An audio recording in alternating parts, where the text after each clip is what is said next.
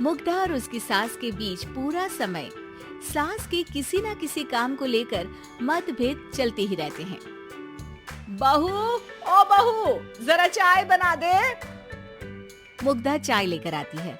ये लीजिए, और कुछ चाहिए? अरे नहीं, बस चाय पीने का मन था। जाओ, तुम दूसरा काम करो। चाय पीने के थोड़ी देर बाद सास दोबारा मुग्धा को आवाज लगाती है। अरे बहू रे, आओ बहू, जरा हलवा तो बना दे, मीठा खाने को मन हो रहा है। इसी तरह मुग्धा की सास पूरा समय कोई ना कोई काम बताकर उसे रसोई से बाहर तक निकलने नहीं देती। कभी चाय, कभी हलवा, कभी पानी तो कभी दूध, हर समय खाने को चाहिए और उसके लिए अपने हाथ पर बिल्कुल नहीं हिलाने। परेशान किया हुआ है इन्होंने। सास के जबरदस्ती परेशान करने की आदतों से दुखी मुग्धा एक शाम सचिन के साथ अपने कमरे में बैठी हुई बात कर रही होती है। सुनो जी, मम्मी जी की ये जानबूझकर मुझे परेशान करने की फरमाइशों से मैं बहुत फ्रस्ट्रेट हो चुकी हूँ। पूरे दिन में 1 सेकंड का आराम नहीं मिलता। रसोई से बाहर कदम रखती नहीं कि बहू ये बना दे, बहुरी वो बना दे। अरे इनकी फरमाइशें चलती ही रहती है। अरे मुग्धा, माँ खाने की शौकीन है, पर उम्र हो चली है, खुद खाना नहीं बना सकती, इसलिए तुमसे बोलती है। अरे तो शौक भी उम्र देख कर रखने चाहिए ना। समझ में नहीं आता, हर समय फेविकॉल का जोड़ लगाए सोफे से चिपकी बैठी रहती है। इतना सब डाइजेस्ट कैसे हो जाता है उन्हें? अरे तुम मेरी माँ से इतनी नफरत कैसे कर सकती हो? मैं उनसे नफरत नहीं करती जी, बस परेशान हूँ।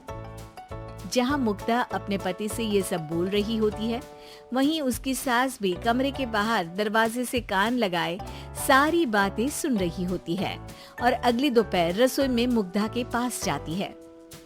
बहू, आज ना मेरा कुछ मसालेदार खाने का मन है। तो चाय बना दूं? मुझे बहुत पसंद है। अरे ना, ऐसा कर लिट्टी चोखा बना ले। और हाँ, जितना मसाला बातों में मिलाकर पति को सुनाती हो ना, सब्जी में भी वैसे ही डाला करो, खाना स्वादिष्ट बनेगा। सास की बात सुनकर मुग्धा हैरान रह जाती है। मतलब अब पूरा समय मुझ पर हुक्म चलाने के साथ बंद कमरे में हुई पति पत्नी की बीच की बातें भी सुनती है? अरे बात जब मेरी थी तो सुनने में क्या दिक्कत है? ये कहकर सास वहाँ से चली जाती है। अरे अब तो हद पार हो गई, इस तरह से तो ये मेरा जीना मुश्किल कर देंगी। मुग्धा सास की हरकतों से परेशान उसका हल सोचने लगती है और इसी तरह कुछ दिन बीत जाते हैं, जिसमें सास का जन्मदिन आता है। मुग्धा बहुत खुशी के साथ अपनी सास को एंड्रॉइड मोबाइल गिफ्ट करती है। मम्मी, आपको सबसे बात करने के लिए बहुत दिक्कत होती है ना? कभी सचिन तो कभी मुझे बोलना पड़ता है, पर इस मोबाइल से आपको कोई दिक्कत नहीं होगी। एक जगह बैठे बैठे बहुत कुछ कर सकती हैं अब आप। मोबाइल देख सासू माँ खुश हो जाती है, पर उसे इस्तेमाल करना तो आता नहीं, इसलिए साइड में रख देती है। जिसे देख मुग्धा घर का सारा काम छोड़ मोबाइल सेट कर सास को इस्तेमाल करना सिखाने लगती है, जिसके बाद अब सास पूरा समय मोबाइल में ही लगी रहती है। हाय, जब से मम्मी को मोबाइल मिला है मेरी लाइफ में कितनी शांति आई है।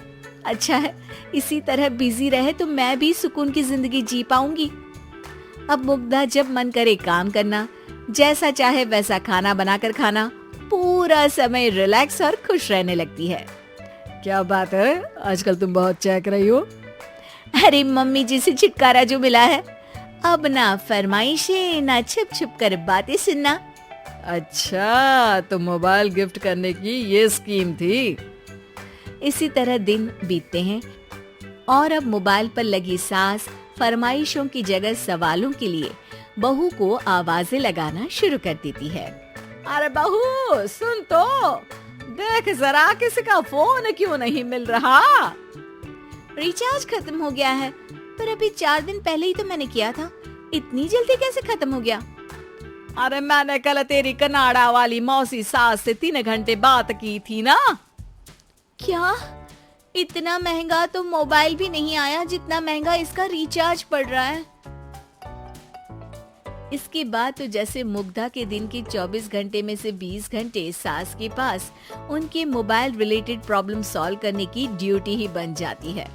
अरे मुग्धा, ये मोबाइल में अचानक तेरी मौसी सास की शक्ल क्यों दिखने लगी और ये तो हिल भी रही है। मम्मी, ये गूगल डुओ का वीडियो कॉल है। इसमें आप बात करने के साथ एक दूसरे की शक्ल भी देख सकती हो। अच्छा, ये तूने मुझे पहले क्यों नहीं बताया? अब बताने के लिए पहले नहीं बताया। इसी बीच सचिन भी वहाँ आ जाता है और सास अपनी वीडियो कॉल में बिजी हो जाती है। क्यों, सास बहू में क्या गपशप चल रही है? इसे गपशप नहीं, दिमाग का दही होना बोलते हैं। पर तुम तो मम्मी को मोबाइल देकर बहुत खुश थी, फिर क्या हुआ? हाँ, उसका सुकून भी कुछ ही दिन मिला।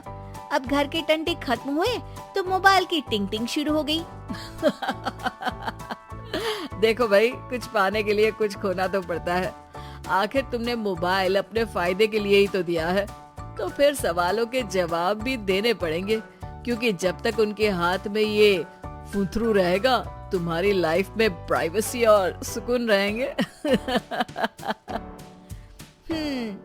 कहने का मतलब है अगर इससे प्यार बढ़े तो दाग अच्छे हैं।